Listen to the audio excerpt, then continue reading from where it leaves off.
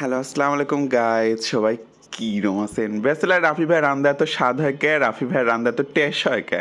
কেননা রাফি ভাই এত উত্তরবঙ্গের ছেলে তাই রান্নার মধ্যে স্পেশাল উত্তরবঙ্গের মশলা দেয়। তো আজকে রান্না করব কি মুরগির পাতলা ঝোল আর খিচুড়ি আলু দিয়ে।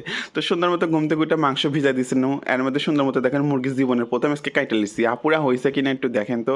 তো যা হইছে আলহামদুলিল্লাহ ব্যাচেলর মানুষ।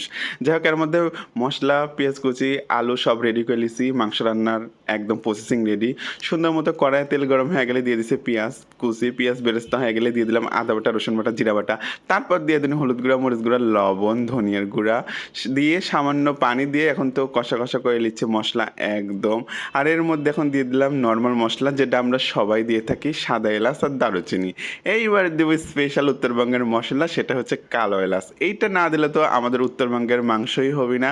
আর যেটা কিনা আমি ঢাকা কিনতেই পাই না, আমি এটা নাটোর থেকে লেসি শুনো। এই মশলা দেওয়ার পর ওয়াহ, একটা দারুণ ঘেরান বানায়, মানে রান্নার স্বাদ তো দ্বিগুণ, খাওয়ার টেস্টটাই অন্যরকম করে দেয়। যাই হোক এর মধ্যে মশলা কষানো হয়ে গেলে দিয়ে দিলাম মুরগির মাংস ধুয়ে রাখিছিল সেগুলা। তারপর তো একদম লাড়াচাড়া করে দিচ্ছি। আর এদিকে দেখেন সুন্দর উত্তরবঙ্গের স্পেশাল কালো এলাচ না দিলে তো তরকারি স্বাদই লাগবে না। যাই হোক এর মধ্যে তো সুন্দর মতো আলু দিয়ে এখন মশলা দিয়ে কষা কষা করে দিচ্ছি। আর এই জন্যে ব্যাচেলার রাফি রান্না একটু টেস্ট হয়। যাই হোক এর মধ্যে সুন্দর মতো এখন এর মধ্যে আলু কুচিও কেটে নিয়েছি, কারণ আমার খিচুড়ির মধ্যে স্পেশালি আলু না দিলে তো চলবেই না।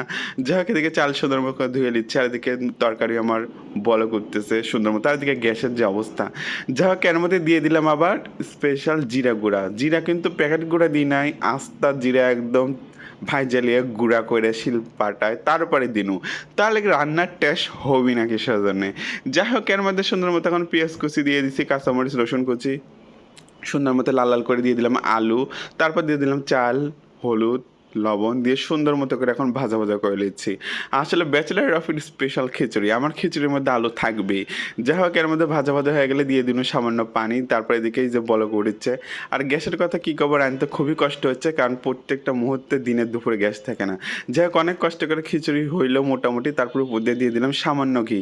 তো যাই হোক এদিকে আমার রান্না পারফেক্টলি কিন্তু একদম রেডি হয়ে গেছে মাসাল্লাহ, একদম আলু দিয়ে সুন্দর নরম নরম খিচুড়ি। আর এদিকে তো স্পেশাল মুরগির মাংস ঝোল।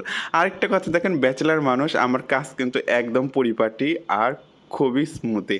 আমি কিন্তু রান্নাঘর একদম পরিষ্কার পরিচ্ছন্ন রাখতেই ভালোবাসি। আসলে আমার আম্মুর কাছ থেকে শিখা যে রান্নাঘর সবসময় ক্লিন রাখতে হয়, আর আমি একটু পরিষ্কার। যাই হোক এর মধ্যে গোসল করে চলে এসেছি, আর এদিকে দেখে বৃষ্টি, তার মানে আজকে আমার খিচুড়ি রান্না একদম সার্থকতা পেলো। কেন খিচুড়ি আর মুরগির মাংস, আর এদিকে দেখি বৃষ্টি হচ্ছে। তো যাই হোক রিজিকে আসলে তাই আলহামদুলিল্লাহ অনেক টেস্ট আছে। তো আজকের ভিডিও এই পর্যন্তই, আল্লাহ হাফেজ।